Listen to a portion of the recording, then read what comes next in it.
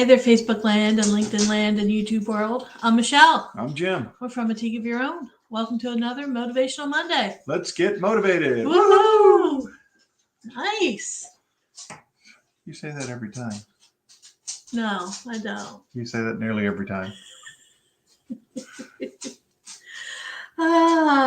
We had the pleasure and the honor of launching Leadership Greater Latrobe this past Friday. Yes, we did. And it went swimmingly. Yeah. It was very good. Had swimming. That was the theme of our weekend. Swimming was the theme of our weekend. Yes. Yeah. Friday got to meet the incoming class, the inaugural class of Leadership Greater Latrobe. Had a great time getting to know them, played the leadership game. Yes. Which is always fun. Always fun. And for those of you who don't know, the leadership game is a fun, interactive, team building exercise. Experience. I thought we said it's experience. Team building experience that helps you really get to know one another. Yes. And you can find out what's going well within an organization, what's not going quite so well in an organization. It's a lot of fun. And so have some fun doing it. It's a lot of fun. Yeah. The cool thing is one of the people who went through it, she said to us at the end, she said, I'm one of these introverts. I came here and I was like, not real sure about all this. And then we played the leadership game and she said, and now I'm really comfortable talking and interacting with all of you. Yep. So it's cool. And that's what it does. It does. Yeah. So it's great. But to really explain it, it's almost impossible. Yeah. You have to play it. Yeah. And it's interesting because our organization is the only one that has something like this that I'm aware of. Yeah. And so it's, if you want something that's a different kind of thing to do with your team, that will help bring them together, but will also quite often reveal it'll show or reinforce the areas of strength for your organization, but it will quite often reveal areas where improvement might be needed. And sometimes it may be things you didn't even know about. And that's what's cool, is when, something is revealed and you can tell that, the people running the organization, or, whoever the higher up is that's in the, playing the game, they're suddenly going, I didn't know about that. Yeah. It's like, well, now you do. And we can help you. Yeah. So that was cool. Yeah. Yesterday, fun day for the Molly Puppy. You're going out of order. All right. What did we do Saturday? Saturday, we swam through a sea of people. Okay. So you could go and do, what is it that you like to do at the end of the summer? Saturday night. Oh, we went to the Derby. Hello. Yes. we went to the fair, the Westmoreland. Hello, McFly. The Westmoreland County Fair wrapped up this weekend. Got to go to the best part of the fair, which is the demolition derby. If you say so. It is. Okay. It is. So that was fun. That was lots of fun. Yeah. And got to eat barbecue pork nachos. That was fun. Yeah, that's always fun. That was good. Downside is the derby got stopped because somebody fell on the bleachers and smashed their face. Yeah. So they had to. That was not fun. No. But and we don't know who that person is, but I hope they're okay. I hope so. Got to see some cows and bunny rabbits and Didn't get to see any chickens. No, the chickens were all gone. The chickens and the ducks were gone. Yeah. And headed to a restaurant near you, I guess. I'm not sure. And but we got to see bunnies. Yeah. One is huge. Massive. Yeah. That was a big boy. Yeah. Big as a dog. Yeah. And then yesterday was swimming pool day for Molly Puppy. Yes. Yay. Went up to Dairy, went to their community pool, and from I think it was noon to 4. You could go up there, bring your dog with you, and they got to swim in the pool. And she had a good time. Well, the idea is for the dogs to swim in the pool, so it wasn't like you brought the dog with you. The dog was the reason you went. Yes, because it wasn't for us. No. But yeah, we got her into the pool this time. The second time we done this. Mm-hmm. First time we got her into the very shallow part of the water, and that was as far as we could get her to go. Mm-hmm. This time we got her all the way in far enough to where her feet came off of the surface, and she was swimming a little bit. And she wasn't real happy about she that. She wasn't real thrilled about it. But by the time we were finished, she was getting into the water on her own. We'd get into the water, and then she was following us in, and so she was, climbing in and out, and so I'd say it was a good day. Yeah, she definitely made some progress, which is what we wanted her to do. So I wish we could get her into a pool more often, so she could really get comfortable with it and learn to swim. But we don't have one, so that's a goal for the future. It's a swimming pool, perhaps. And the pool cleaning people will just be thrilled when they find out that Molly Puppy gets to swim in it. Yeah, there's a dog in the pool. Yeah. Pool cleaners don't like that. No. From what I understand, I don't know. I don't know any pool cleaners. So today we wanted to talk about giving up to go up. Something that John Maxwell talks about. Often. And since IMC is going on right now. Yep, and we're not there. Because last first day of school for you. Coming up tomorrow. This will be the beginning of the end. So last one. I will be finishing up my career in academia and will be committed full-time to a Teague of your own. So. And this is year 25 for you. It's 24, 25, I forget, something like that. Yeah, it's been a long time.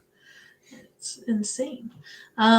So you've got classes that start tomorrow. And that's the reason why we couldn't go down to IMC, but that's okay. Right. Yeah. Our friends are down there having a great time. I think, I was looking online, I think just about everybody I've gone through the accountability partnership program with is down there. How about that? It's incredible how they're just poof there. So we wanted to talk a little bit about one of the things that John teaches, which is you have to give up to go up. And basically what that means is as you are progressing through life, as you are moving along, as you're working towards your dream, towards the vision you have for your life, towards the goals that you set for yourself, that there are things that you're going to say yes to, which means there are a lot of things you have to say no to. Because every time you say yes to something, that means you're saying no to something else. And oftentimes it's a lot of no's that you're saying. Right. Well, and there's always things that you will have to sacrifice. You cannot grow, you cannot progress without sacrificing something. It's always, there's a price to pay if you're going to have gain. Some people never figure that out. No. They never are willing to pay the price for anything, and so they never progress very far. And that's fine if that's where you want to be. But if you're watching this, I don't think that's who you are. No. You hopefully understand the idea that there's going to be some sacrifice. Like for me, for instance, for us to really advance what we're doing, I felt I needed to, make that decision to jump off of the academic train and, dedicate myself to this. Because this is going to take me where I want to go. That will not. And so what am I sacrificing? Obviously sacrificing a regular paycheck. So that will be gone. But the idea is to replace it plus much more by being able to serve more people, being able to just do more for others. And also because of the fact that by doing this, I'm not limited to what can be accomplished. Unfortunately, with the position that I'm in now, really to move up in the organization, I'm as far as I can go. And I've been as far as I can go for a while. The only way to make another move, to move up, would be to move into administration. Yeah. And I just don't want to do that. I've been an administrator before. It's a fine job, I guess, if you enjoy that.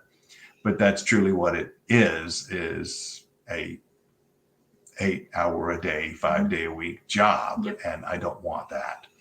I haven't had one of those in a long, long time. Because when you're a professor, that's not what you do. No. You have a lot of autonomy, a lot of flexibility. And I enjoy that. And so there's no place else for me to go with this. And, that's a big reason for making that decision. But that's going to be the sacrifice, is that security of that paycheck, the security of, here's what I know I have to do. Being off for 4 months every year, even though the idea is, make things happen at the level that we are aiming for. And, then we could take the time off when we want to. And, for me, the big thing is taking the time off in December. Yes. And being someplace warm. So I'm not freezing my tuchus off. That's one of the downsides of being in academia, is wherever you're teaching, that's where you're teaching. And where I'm teaching is in Johnstown, Pennsylvania. And in the wintertime, it's cold. Just a little. Just a little. Yeah. And it snows. And I'm not a fan. So this principle of you have to give up to go up can be applied to just about anything. And yesterday we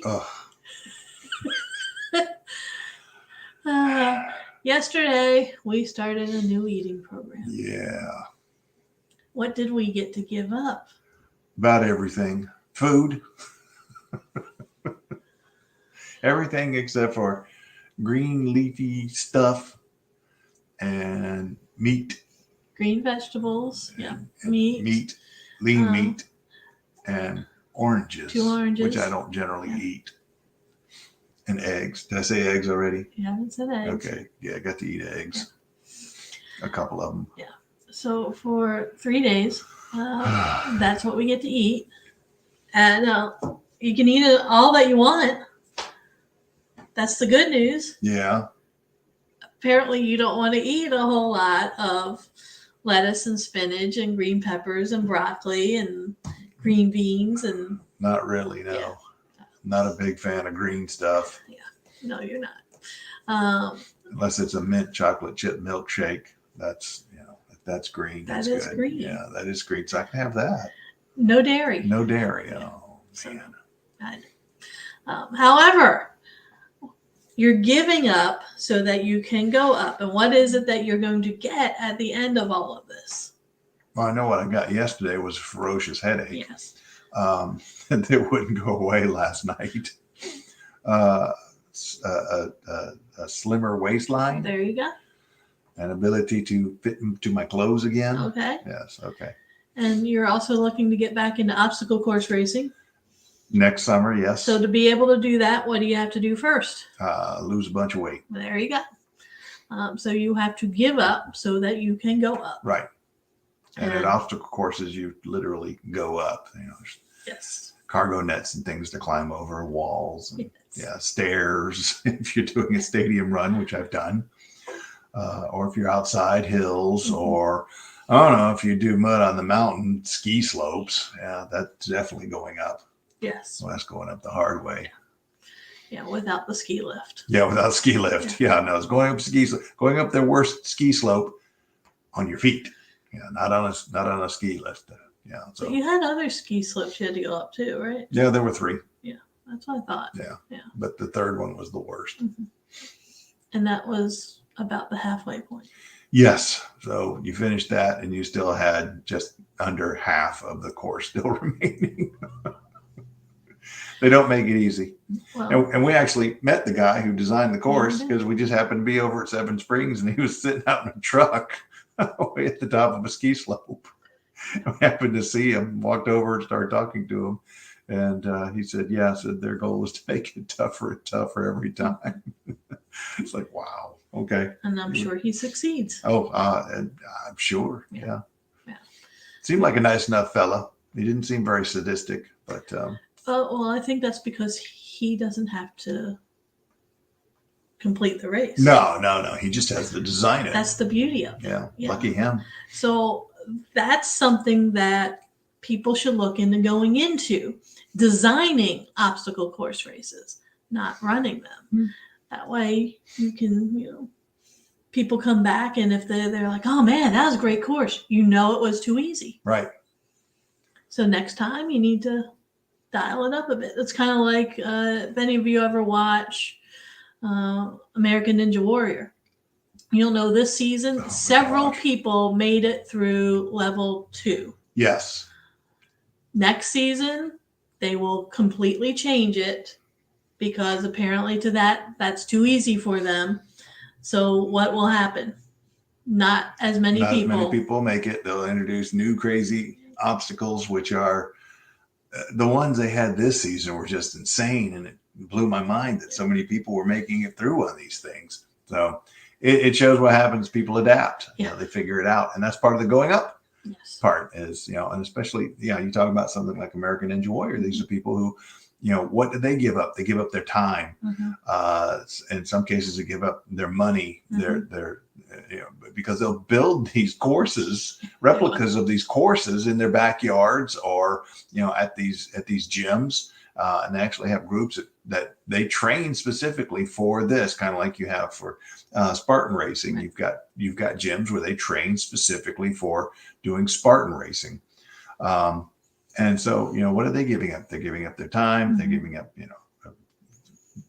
opportunities to be with family, to do other things so they can train, so they can try to conquer these obstacle courses. And then by doing that, for a lot of them, they end up making a career out of this because they become, celebrities essentially from doing it. With the obstacle course racing industry, you have people like, Hunter McIntyre, who, that's what they do, even though they can do other things. He doesn't do Ninja Warrior. He does not do Ninja Warrior, but he beat the crud out of I think it's interesting that he doesn't. That's a different skill set. I think he's built more for the things that require the long distance running. Right. And so that's why he was so good on the Broken Skull Challenge, and he's a legend in Spartan and that type of obstacle course racing. And he's dedicated his life to it, and he has sacrificed a lot of time. And all of those people have all of those big names that you would, well, if you were in those circles, who they are. They've all had to sacrifice, and so they give up to go up. And beauty of it is they also push each other. Yes. And that's why even with those other obstacle course races, they for the elites, they have to keep making them more and more challenging. So because these people get so good at it, and what it does, it brings out the best in people. Yeah. You see people that are really rising to the occasion, and then it gives the rest of us something to shoot for. Yep. Yeah. So I'm not going to compete with those guys. There's no way. But what I hope to do is, no, it's not what I hope to do. What I will do when I get back to it is to make the medal stand. So in my age group, because that's, you reach a certain point, and that's all you can do is compete against. You're always competing against yourself. Yeah. But it's competing against people in your age group. Well, what's the age group? What are the age groups for Spartan? I think they go in 5-year increments. Okay. And so, at least when you get up to my age, so you go, I think it's 55 to 59, then it goes 60 to 64. I think that's right. And then 65 to 69, and I don't know. I think it may be 70 and above. I don't know if they break it down past 70. And yes, there are people in their 70s out there doing that stuff. So no, it's not. Yeah, 70 doesn't mean anything anymore. When you see all of these people that are out there still doing, just crazy things, And they're Mick Jagger, when you see him dancing around on a stage and he's pushing towards 80. I mean, come on. World's changed. Yeah, but I still don't see him, climbing a rope and ringing a bell. Mick Jagger? Yeah. No, he didn't have to. I know. He goes out on stage and sings. Yeah, but that's what I'm saying. I could not picture him doing a Spartan race or No, any kind of obstacle. But there are course people race. in their 70s and 80s that, yeah, they can do it. They do. They do it. Mhm. It's not they can, they do. More power to them. Yeah. They're willing to still continue to give up so they can go up. So our question to you is, what are you giving up so that you can go up? What is it that you have this burning desire to be able to do? What is your dream? What is your vision? Where do you want to be? And once you know that, and you've set goals to reach that point, what are you going to have to give up to get there? And keep in mind, every time you say yes to something, you're saying no to something else. However, it's not a never kind of no. Mm-hmm. It's a not now kind of no. Because that's the other thing, is just because you're saying no right now doesn't mean that in the future you won't say yes to those exact same things. That's the thing that you have to keep in mind as you're going through this process, is that just because you're saying yes to one thing and no to several other things doesn't mean in the future you won't say yes to those two. It's just for the moment, you have to give them up so that you can get to where it is that you want to go. Correct? Yes. Okay. All right. So let us know what you're giving up to go up. Let us know what it is that where you're trying to get to, and what it is that you're having to give up along the way to get there, so that you can be where you want to be. Because we help people do that. Yes, we do. We help people grow from where they are to where they want to be. Kind of nice. If somebody needs some help with that, who could they turn to? Us.